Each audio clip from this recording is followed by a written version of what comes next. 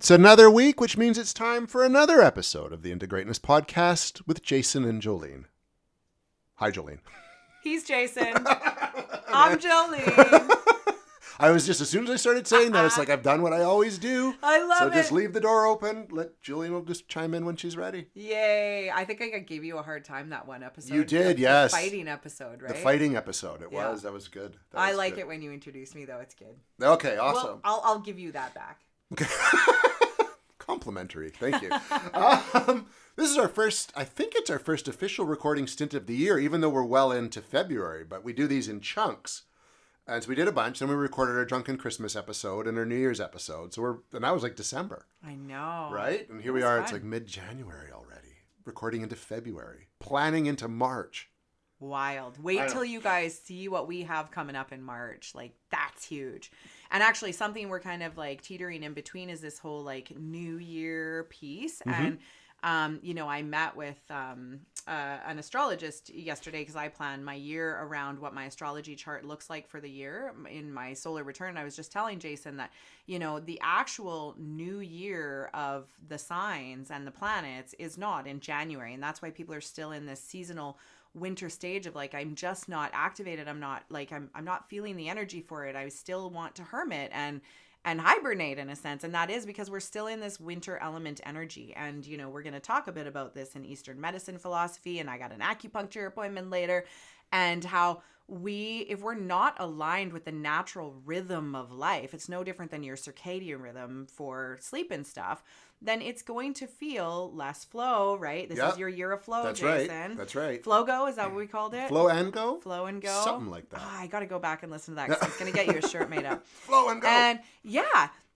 But essentially, it's like mid-March to April. That's what that new year looks like. And that makes sense. We're moving into spring. That is go time for us. So if you're not feeling that is quite go time yet, or you kind of felt like you shit the bed on whatever happened in January, that's because we're not quite there. We're actually gearing up to get into all of that time, right? Yeah, and we've sort of set ourselves up a bit with the way our calendar is to kind of like, which it's just off. Because I notice whenever something really happens, it does start to happen more kind of March. Mm-hmm. Late February, early March is when sort of my year really feels like it takes off. Totally. And that is the natural growth of spring. And we talked about that in the back to school episode of how like we're trying to be our most productive at the time we're supposed to be starting to slow down and collect everything for that like darkness of winter and the cold, non-producing time of winter, right? Like It's so weird. So yes, we've conditioned ourselves against the natural flow of life, right? We blame society. Yeah.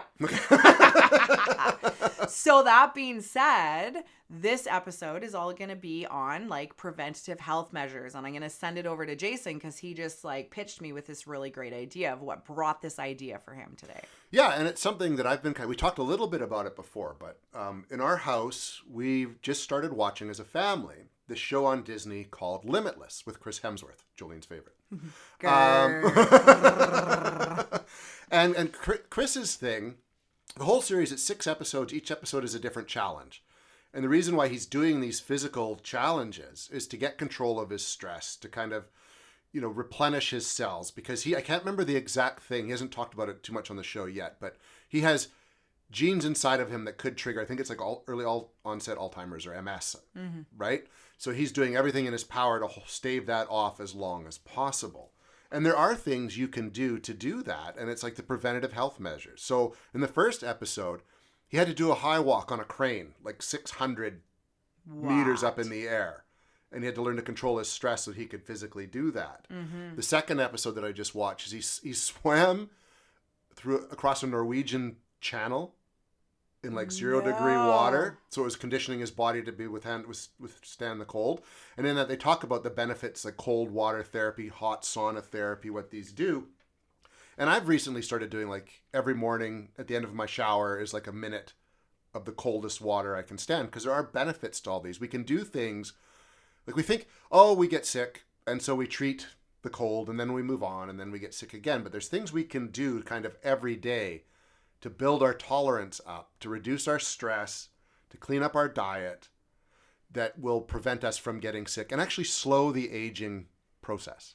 I love that. And one of the biggest things you pointed out, which is something that happens in my therapy office often when we are working with trauma and how our body is interpreting all of that, it's all around regulation, right? It's nervous system regulation. So a lot of that cold water therapy, the controlling your fear, that's about regulating your nervous system out of a fight or flight, calming that vagus nerve so that you can then use the prefrontal cortex of your brain to focus and have your body and mind be fully connected without that interruption between the systems.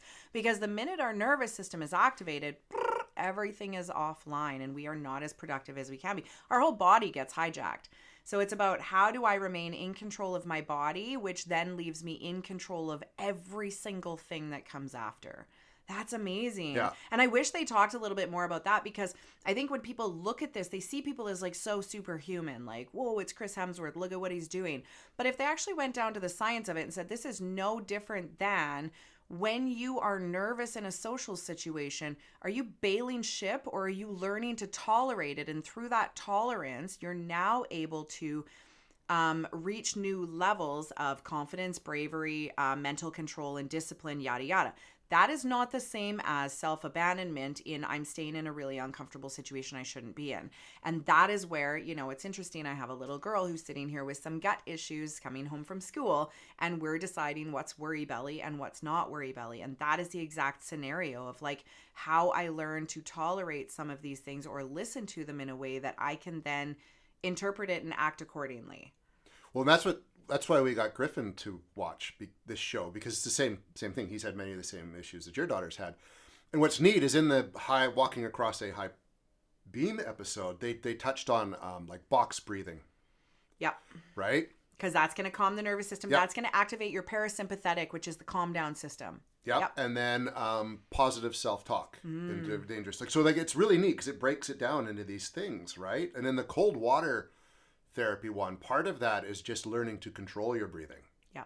And because when you go into like ice cold water, you first like go, and then that's what causes drowning. You do an intake of cold water. But there are monks in like China who will stand under ice cold waterfalls for like half an hour. Wild. And they just meditate and they do that. And it's a cleansing ritual for forgiveness, etc. But it's conditioning your body just to withstand that. Yeah. So I think if we can take it and understand why those things are important, because the other thing is like prolonged stress and all those things, they're going to change the like microbiome in your stomach. Like they're going to change the culture. And like, I was even thinking about like people with high anxiety and chronic stress, like your entire gut system is out of whack. So a lot of people will go to like holistic nutritionists and dietitians and things like that. I don't think it's dietitians so much, but holistic nutritionists. And they'll look at that. Like, what does your gut culture look like? And there's so many illnesses that are exacerbated by all of that being out of balance. We've got all these fibromyalgia and, what is the other one? It's essentially hypothyroidism. But they call it something else. There's, I cannot think of the name of it right now. But yeah, there's so many things, and you're looking at sensitivities and inflammation in the body, which is then, do you have an aversion to this or that? And really, it's the body's way of freaking out from the inside out, right? Yep. And then the minute our inflammation levels go high, our immune system goes down, and it's this continual cycle. So, when we look at that state of balance, state of equilibrium, we've talked about this in other episodes, right? How are we always proactively, preventatively staying in that like nice state of balance, so something's not just completely falling off or getting attacked from one angle or not, because we're always going to have external factors. Yeah, you can't control. I have a few friends that are high social anxiety, and so they do everything in their power to control every situation they're in, and you can't. In fact, that alone causes stress. Yes. That makes you sick and that makes you depressed and all that stuff. You can't. So to truly be successful, you need to learn to control yourself. Basically, like your emotions are simply a guide. You should not always act on them. Yeah, and it's such a fine line, right? Because we grew up in a generation where it was like you did everything whether you were sick or not, and then now all of us are like coming back to ourselves being like, I'm going to listen to my body now. I'm going to listen to myself and take a gentler approach, right? And not force ourselves into the things that feel uncomfortable. So then we're raising a generation and a society now that's like, okay, listen to yourself, only do what feels right. But we're not pushing through the uncomfortable to expand. And we've talked about that so many times. And it's this fine line between, well, how do you know if it's genuine discomfort or if it's an intuitive response that you should actually push through, and which one's self-abandonment and which one's growth and expansion? And that is the version that like we literally are just always on a self-exploration mission through trial and error, I think. You don't know until you've made the decision and tried and went, oh yeah, you know what? That was one of those scenarios I shouldn't have pushed through. That was my body telling me I shouldn't. And then there's the scenario where you're like, see, that's why I did the hard thing, because this is where it got me. Yeah. And that's where people are like, so which one do I do? And I'm like, that is seriously your journey with yourself. Yeah. And that's what we're trying to teach our children, right? I'm pointing to my daughter right now. Like that's honestly one of the things we're trying to teach our kids is this gentler approach. But then also, yes, we are going to have discomfort in life and we are going to live life at the same time. Yeah. But I guess it's like, when does that discomfort get to be too much? Those are always the fine lines. We are all in the process of learning those things. And it is a individual journey based on, I think, a lot of self-reflection. And a lot of screw-ups. And being okay with screwing up. Like, you have to, be okay with making a mistake. And, oh, crap, I shouldn't have run. Or, oh, you know what? I should have gone for that run. Like, when you don't feel right, I'm not going to exercise today. And then like an hour later, you're like, I feel fine. Yeah. I just didn't want to do it. But you know where that gets trouble? Where? I should have went to the doctor. Yeah. Think about how many people are like, I should have just went to the doctor. Yeah. But it wasn't quite bad enough, or I kind of pushed through it, or it was intermittent, right? Yeah. Talking to so many people who have, stage 3 cancer diagnoses, or, some really horrific scenarios, even over the holidays, like a young child just randomly being sick and it was fatal, just things like this. So we always have these pieces that will toy with us at the same time. Where am I going to feel guilt for this? And where am I going to be like, oh, did I just enable weak behavior kind of thing? Yeah. It's so hard. So I think like the biggest thing is intentionally always double checking with yourself. What are the things in this massive spectrum of this like balanced tray, like nutritionally what's happening, stress wise what's happening, physically, genetically what's happening inside our bodies, right? And you can go back to past episodes where we talk about like meditation and stuff like that. Because there are things you can do every day to mitigate your stress and to kind of balance yourself out and get all your rhythms. Meditation's one we've talked about. We've talked about the cold water therapy. We've talked about diet before nutritional balancing, right? Nutritional Making balancing. sure you're getting your protein, making sure that your blood sugars are balanced, all those things, Yeah. right? Yeah. So Jason, for you, if you were to look at like preventative measures in life based on the life you have and know, what are some things throughout your lifespan you think you've leaned for or against, or even recently in the last 5 to 10 years of, yeah, I intentionally do these things because of this? Okay, so every day, like I said, at the end of my shower, it's cold. As cold as I can handle it. For as long as I can handle it. Every day I meditate for at least 10 minutes. The other day, I did this one. It was because I always do the daily Stoic challenge every year. It was to sit in solitude and count to 1,000. Oh, how'd you do? I got it all the way to 1,000. Hard. Oh my God. To count or to sit in solitude? To sit in solitude and count to 1,000 because it feels so long. Like you think you count to 100. 100's a lot, and you're like, I got 900 more. Then you get to 500. I'm at 500. I got 500 more. But then you get to like 800. It's like, oh, only 200. Wow. Right? But it worked, and I felt such peace and contentment doing that. It was amazing. So that's part of meditation. I do that every day. And then I do some form of exercise too every day. I have kind of a morning exercise routine I do, or I go for a good long walk, or I do my yoga, but I do something every day as well. And that kind of, I find, works really, really well. And then, even though I'm more of a night owl, I try to keep a regular go to bed, wake up schedule no matter what day it is now, right? On weekends, I sleep in longer than when I get up during the weekday. Rub it in. Because I finally can. But usually my bedtime's about 11:30 and I'm up between 7 and 8. Oh, man. But that's kind of things I do regularly. And generally, like, this is the first time in 3 years that I've been sick twice in the same year. Wow. Yeah. Right? Okay. What do you do, Jolene? Well, I'm gonna stop before I move on to mine. Yep. What are you aware of, especially when we look at genetics, because you're adopted? Yes. Right? So what do you know about your biological composition and even your own health-related stuff that you pay particular attention to, knowing, just like Chris Hemsworth there, right? Like, he's just so incredibly beautiful. Like, what kind of risk does that have in life, right? Like, but there's always something there, right? yeah, exactly. Like perfection. I almost heard like angels sing as you were talking about The it. sun actually came It did through too the window on your bit. eyes. It's like, oh. But like, what do you know about your like biological makeup? That would contribute? Biologically, that was an interesting, and that's one of the reasons I actually reached out, was to find out, especially because by that point I was getting to my late 40s.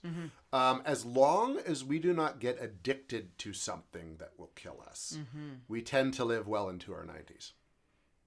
Nice. Right? Okay. And the mind stays sharp and all that kind of stuff. Yeah. So, but there is a tendency towards addiction. Yeah. In there. So it's something I keep, that's like I like my drinks, Yeah. but I try to keep them to a certain amount, There you right? go. It's like a bit of control and have at least a day or two where I don't have anything now. Perfect. But yeah, otherwise, so I'm really well aware of that. The other thing is socially, you've experienced something in your family. So your adopted dad died of a heart attack At 56. suddenly in very good health. So I think that knowing biologically you're not the same, but knowing that a man of his age could be in good health and still have that difficulty, that is in the back of your mind likely? All the time. And it's funny because he died at 56 and I'm 51. Okay. And that's always been this date that sat in my head, and it still is. So, and I try to tell myself, well, yeah, but I'm not genetically related. Now, I'm going to ask you something. At 51 to 56, do you think he regulated his nervous system and his stress and emotional release as well as you are? No. There you go. No, that's the difference. This right? is the difference. It's not even just about the physical health, right? Yeah. Because if you're doing a bunch of cardio and putting more stress on your heart, yikes, Yeah. right? So it is a delicate balance. You can be in great physical shape, but your heart can have stress in other ways, right? He had a lot of stress in his job. Yeah. Right, which I think, and so I think that played a big part in it. And so that's something too I try to look at. Like I work a lot, but I don't overwork. And when I get to I've learned that when I'm having a day where it's just not coming together, just walk away. Yes. Just walk away, because I'm self-employed. I don't have to sit there for 8 hours a day. When I feel like I'm done, just you're done for the day. Yeah, right? That's gold. It really is. Okay, so for me, so biologically, genetically, like my dad had a stroke when he was young, like, 11 years old or something. So I know that is a risk factor genetically for me. My mom's side has lots of heart disease. She has a pacemaker. My grandfather had quite a few heart attacks before he died, and knowing like heart disease is definitely prevalent in my family.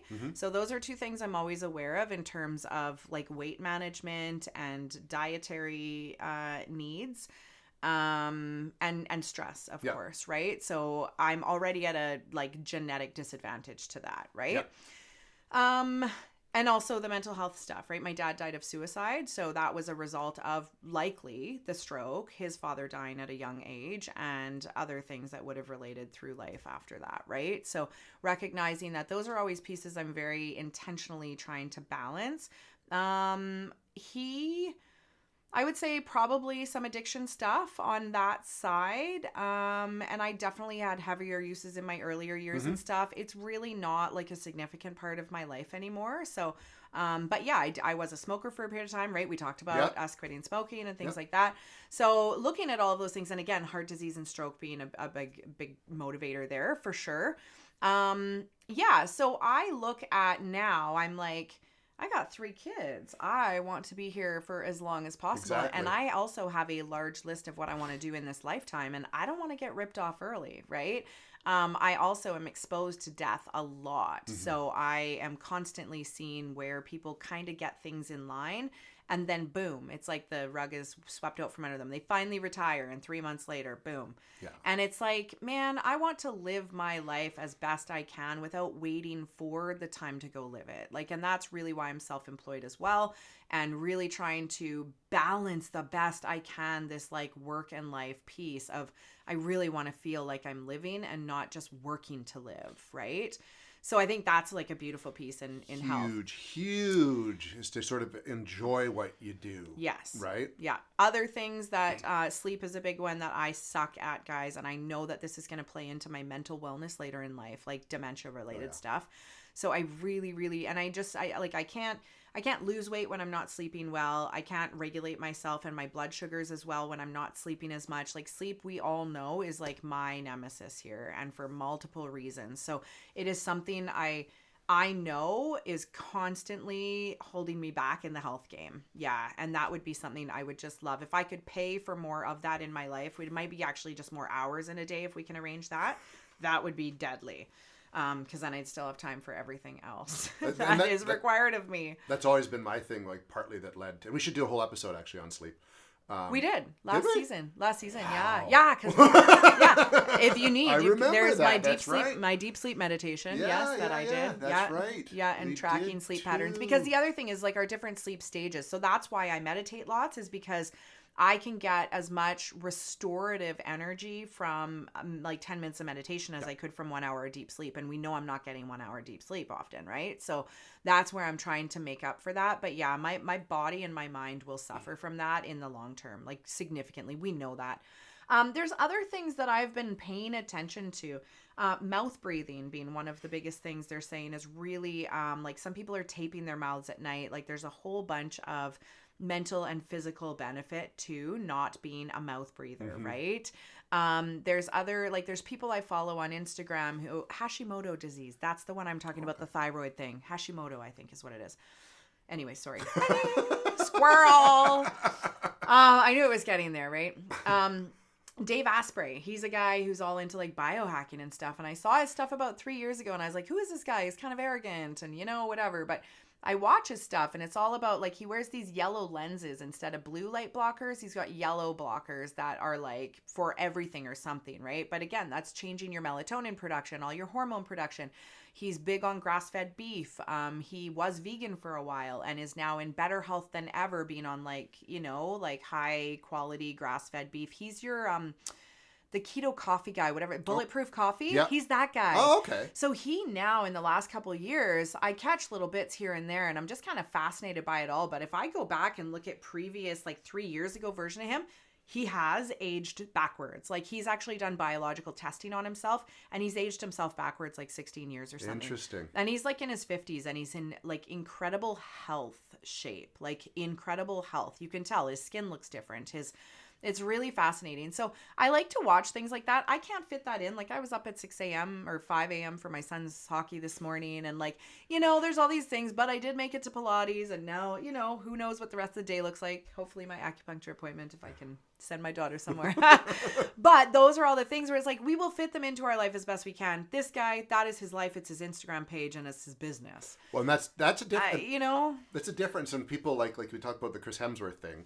Like he has the time. That's He's his life. That's what he does. That's what he does. So we can't all. I think that's part of it is reminding ourselves we can't always go all in. But we can take from these things what we can use and what we can apply. Absolutely. And I think because that's the piece that's like, how do I, like, it's so easy to other those successes. Like, well, of course that person could do that. They have a private trainer. They have this. They have money for someone to make their food for them. Yeah, the right kind of food, right? Yeah, it's all that kind of stuff. And I think that is the reality. So it's like, how do I make one small decision, one step at a time? And we're not ever going to do it all purposely. Like, we're not all going to do it perfectly, but it's like, where can you swap things out? Like for me, water is one of the biggest things. I drink water, tea, and coffee. And if I'm drinking booze, it'll be booze, but I don't drink anything else other than that. Yeah.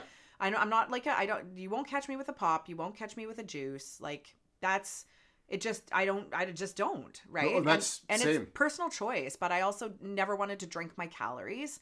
And it was extra sugars and things like that. I just didn't grow up that way. And as an adult, it's not my preference. So again, hydration, the importance of hydration. Like, do you ever not lubricate the joints in your car and your motor bolts? I don't know, whatever else, right? Guys, like you need oil in your freaking car for it to go. That is what hydration is for us. Simple things like that, right? Yeah. Move your body. That's a big thing is movement. There are so many people. They walk to their car. They sit in an office. They walk from their car. Like, have you moved your body at all? I don't care if it's 10 minutes of stretching before bed. Do something with your meat sack. You know what's actually, there's a podcast I listened to, The Art of Manliness, and they were talking about this. It's called NEAT, and it's non-exercise active time. And that is more important than an hour at the gym. Yes. And basically the guy said, you just move. Like you move more than you sit. And this is why That's people important. in Europe have better health in so many different ways. But like they walk everywhere. They have communal experiences. They can't gather in one person's home. So they go to a joined place. There's movement. There's constant movement, right? Like We're standing oh right now. yeah, exactly. Well, yeah, but we're not sitting. You got us not sitting, right? But that's what I mean. Yes, that's why our we're body standing. is more active when we stand. Than when we sit. Absolutely, right? But looking at that, like people do not prioritize simple things like that in their life. And then, and I know the days that I haven't moved my body the way I want to. I same. know that, right? I know when I've been at my office all day, my sleep is crappier. I wake up almost with a hungover feeling. It's the weirdest thing, like with no bonus of drinking the night before. Yeah, which like might as well have the bonus of drinking the night before. And it is. It's a stagnancy of like whatever's sitting in me. And because I work with so much energy, that's a big one. I got to move that out. I got to move it out, right? Especially when I've been working with other people with my energy, right? So things like that are really important. How much are you getting outside, right? That's like a big how much one. fresh air, how much like direct vitamin D are you getting? How much grounding are you getting? These are simple preventative things, but I guarantee 60% of our listeners aren't doing any of those things. They don't drink enough water. They're not moving their body outside of getting to their car and their job, right? Yeah, which you should. Seriously. Even go for a walk at lunch instead of sitting in the lunchroom. And they don't actually go outside for anything. Yep. Like, especially, I'm always like, get a dog and walk it. Yeah, that's a good, easy way, right? Because it needs to be walked. It's something every day. At least you'll walk for a half hour to an hour a day. Yeah, or get a kid and go, right? Play. We're making an igloo right now because we got snow. But that's awesome. Yeah. So those are simple things that you can be doing. Some other preventative measures I talked about, acupuncture, right? We talk about massage therapy. Big time. You can talk yoga. Yes, yoga. Thank you. My Pilates. Any other preventative, like going to the gym, of course, any of those kinds of things. I'm trying to think what else. Saunaing. Yes, thank Sauna, you. steam I room. have an infrared sauna. Yes, that is a big one too. Dietary stuff and looking at like, what is my pattern? Like fasting was something we've talked about before, right? And like, there's a whole biohacking kind of premise behind that and what the best way to fast might be if that's your thing.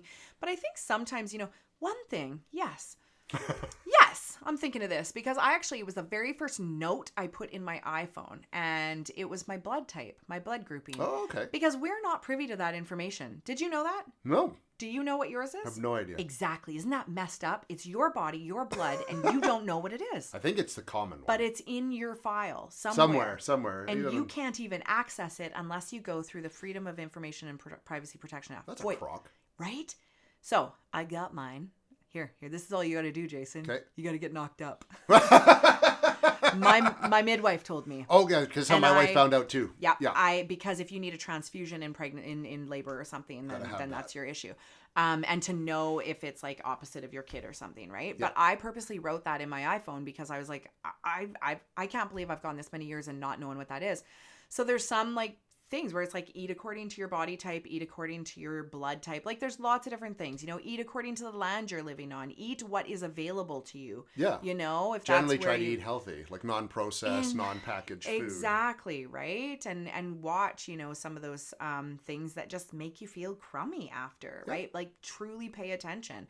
And the more you regulate your nervous system, the more you regulate your stress levels, I guarantee you will naturally eat different because you're not looking for quick carbs. The better your sleep is, right? You're not looking for quick carbs. You're not looking for quick energy. And you will then crave average normal food, not just sugary high carb food. Because once you get into sugary high carb food, your body can't just get wants out more of of it. You're not even hungry. You just want it. Yeah. So there you go. A lot of simple tips and ideas. Preventative health measures. You guys think about that. Like, what are you intentionally doing based on your history, your family history, your current situation? What are you doing to help yourself live longer on this earth? Yeah. And then let us know in the comments. Yeah. We appreciate it when you do that. Yep. How long are you going to live till, Jason? Me? As long as I can. But I always say this though, but like I'd love to live into my 90s or even like hit 100. But if the quality of life is declining, I don't want to. Like if I'm spending it in a semi-vegetative state, Yeah. Unable to walk? No, thank you. Yeah, I know people well into their 80s that are still like working. They go for their run and stretch every morning. They're just like, I They're love machines. it. I love it. I'm like, that level of commitment to yourself is so amazing. Yep. So that's why you cultivate that earlier in life so that Exactly. you can fully show up for yourself. At 95 and be Yes. Clint Eastwood making his last movie. Yeah, exactly. At 95. Right? Yeah. Okay, there we go, guys. All right. How are you going to live into the hundreds with us? Until then, I'm Jason. I'm Jolene. We'll talk again next week.